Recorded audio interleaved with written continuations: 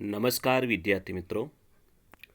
Commerce with Pradeep Panchal by Avabai high school Valsad, ધોરણ 12, સામાન્ય પ્રવાહ, વિષય નામાના મૂળ તત્વો, ભાગ 2, પ્રકરણ 2, ડિબેન્ચરના હિસાબો.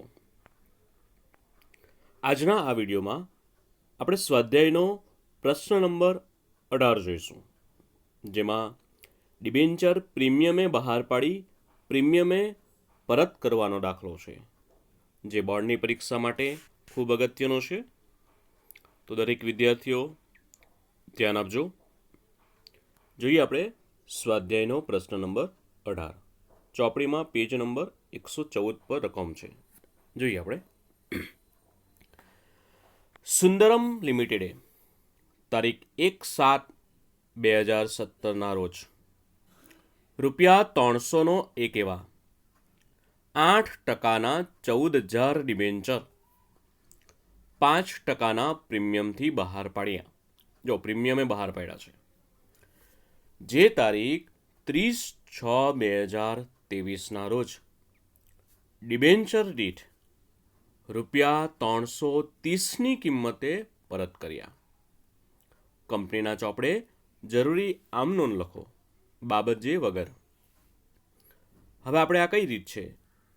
તો પ્રીમિયમે બહાર પાડ્યા છે અને પ્રીમિયમે પરત કર્યા છે, એટલે કે પ્રીમિયમે બહાર પાડી પ્રીમિયમે પરત કરવાની આમ નોંધ આપણે જોવાની છે.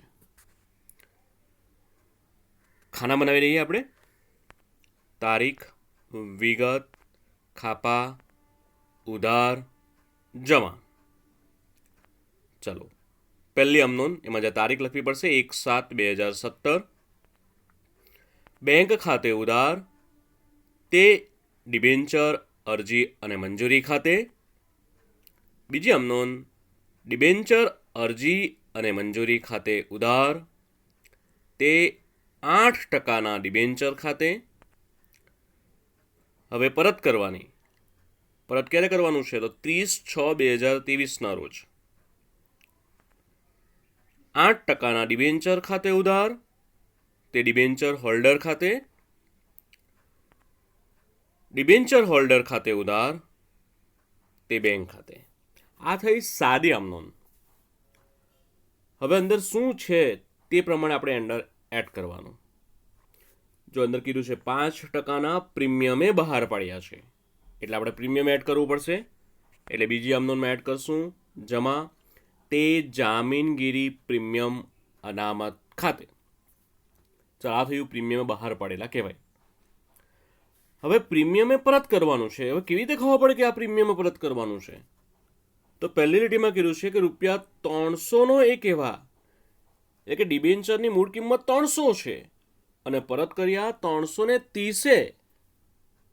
30 વધુ કિંમતે પરત કર્યા.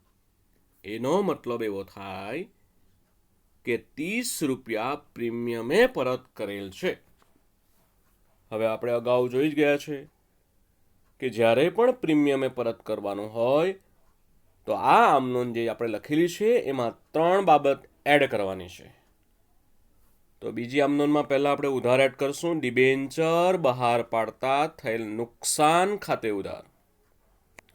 બીજી આમનોંધમાં જમા એડ કરશું આપણે તે ડિબેન્ચર પરત પ્રીમિયમ ખાતે. ત્રીજી આમનોંધમાં ઉધાર કરીશું ડિબેન્ચર પરત પ્રીમિયમ ખાતે ઉધાર. ચલો, પ્રીમિયમે બહાર પાડ્યા તો આપણે એક વસ્તુ એડ કર્યું, પણ પ્રીમિયમે પરત કર્યા તો 3 બાબત આપણે એડ કરી. ચલો, હવે આપણે રકમ લખીશું. તમને ખબર જ છે સૌથી પહેલાં કઈ રકમ લખવાનું? તો ડિબેન્ચરની. તો બીજી આમનોંધમાં ડિબેન્ચર ખાતે જમા છે, તો તેમાં આપણે રકમ લખીએ. તો 14,000 ડિબેન્ચર બહાર પાડેલા છે અને ₹300નો છે, એટલે 14,000 × 300 એટલે આવશે 42 લાખ.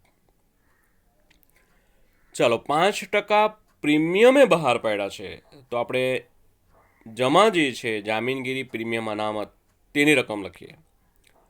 તો 14,000 ડિબેન્ચર છે ગુણ્યા હવે 5% પ્રીમિયમ, એટલે 300ના 5%. કારણ કે ડિબેન્ચર 300નો છે, એના 5% એટલે આવશે 15. એટલે 14,000 ગુણ્યા 15 એટલે આવશે 2,10,000. એને કહેવાશે જામીનગીરી પ્રીમિયમ અનામતની રકમ. ચાલો હવે પ્રીમિયમે પરત કર્યા છે, 330ની કિંમતે પરત કર્યા છે, એટલે આપણે ડિબેન્ચર પરત પ્રીમિયમની રકમ લખીએ 14,000 ગુણ્યા. હવે 300નો ડિબેન્ચર 330ની કિંમતે પરત કરે એટલે 330 માઇનસ 300 એટલે 30ના પ્રીમિયમે પરત કરેલ કહેવાય. એટલે 14,000 ગુણ્યા 30 એટલે આવશે 4,20,000. હવે જેટલું ડિબેન્ચર પરત પ્રીમિયમ એટલું નુકસાન, તો બીજી આમનોંધમાં ઉધાર નુકસાનમાં લખીશું આપણે 4,20,000. હવે જમા રકમનો સરવાળો કરીએ આપણે તો 42 લાખ પ્લસ 2,10,000 પ્લસ 4,20,000 અને ઉધાર જે 4,20,000 છે તે બાદ કરશું એટલે હજી આપણે ઉધાર લખવા પડશે 44,10,000. હવે પહેલી આમનોંધમાં જમા પણ લખી દઈશું આપણે 44,10,000, ઉધાર પણ 44,10,000. હવે ત્રીજી આમનોંધમાં ડિબેન્ચર ખાતે, તો બીજી આમનોંધમાં જેટલા જમા કરેલા છે એ જ ત્રીજી આમનોંધમાં ડિબેન્ચર ખાતે ઉધાર કરી દેવાનું 42 લાખ. ડિબેન્ચર પરત પ્રીમિયમ ખાતે આપણે બીજી આમનોંધમાં જમા કરેલા જ છે 4,20,000, એ જ આપણે ફરી પાછા 4,20,000 ઉધાર કરશું. બેનો સરવાળો એટલે 46,20,000. ચોથી આમનોંધમાં ઉધાર કરીશું 46,20,000, જમા પણ 46,20,000. આ દાખલો પરીક્ષા માટે ખૂબ અગત્યનો છે. તમને જણાવી દઉં કે સ્વાધ્યાયનો દાખલા નંબર 15, 16, 17 અને 18 મોસ્ટ ઇમ્પોર્ટન્ટ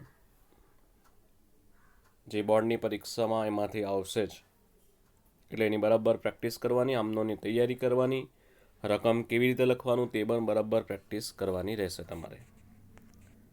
આ જ પ્રકારનું ઉદાહરણ 15 છે જે તમારે નોટમાં કરવાનું રહેશે. Thank you.